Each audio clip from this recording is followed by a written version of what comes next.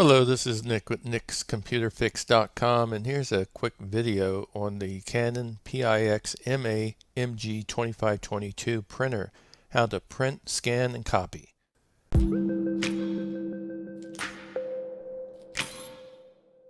Okay, to start with, let me point out a few things here. The printer that I used in this video is part of the MG2500 series, and specifically it's the Canon PIXMA MG2522. Now let's go ahead and print something to the Canon MG2522 printer that is being used in this video tutorial.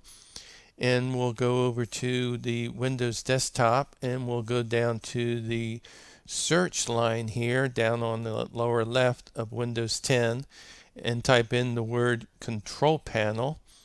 And once you've done that, go up top. It'll be the first one on the list. Click on Control Panel App. That opens up Adjust Your Computer Settings, and we'll see the categories, View, Devices, and Printers. Click on that. And when this window opens up, go down to the listings under Printers and find your Canon MG2500 printer. Right click on that and that opens up a menu. And in this menu, we can go ahead and select Printer Properties. Left click on that. And that opens up this window, which is really handy for printing out a Windows printer test page very quickly. And we'll go ahead and click on that. And when we do, we'll get this last little prompt here. A test page has been sent to your printer. And at this point, I can close this, and also I can close out all of the other windows here and go over to the printer. And as you can see, it is already printing out the Windows printer test page for us.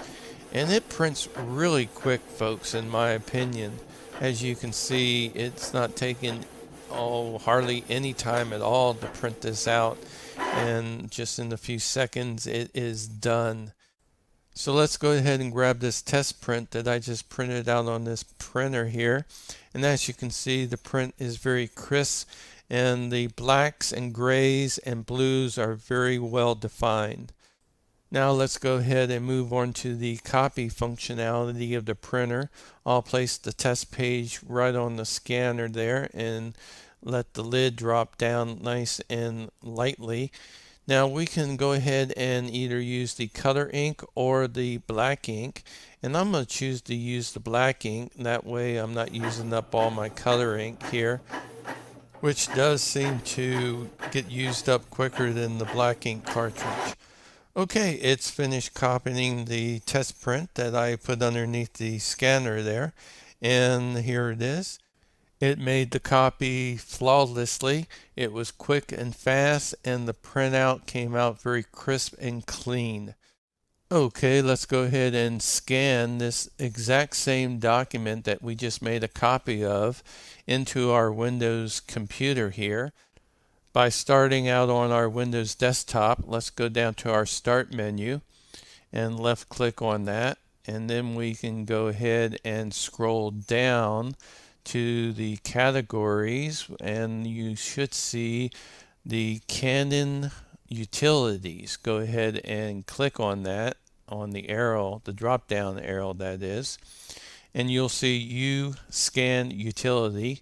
Left click on that and that'll open up this little window here, and it gives you the ability to auto scan. You can scan in a photo, a document, custom, you can stitch, you can open up the scan center. Right now, if you want to, you can also read the instructions, but right now I'm going to just click on document, which will scan this test page into my computer as a document. And the very next message is scanner is warming up. Do not open the document cover. And then the next message is scanning. Do not open the document cover. And let me tell you people, this scans very quickly. This only took a couple of seconds. And then it tells me the scan is complete. And I can, at this point, I can go ahead and scan another document or a test page or whatever into my computer if I want to, but I don't, so I'm going to click on Exit, which automatically opens up the Canon My Image Garden utility because it's installed during the setup.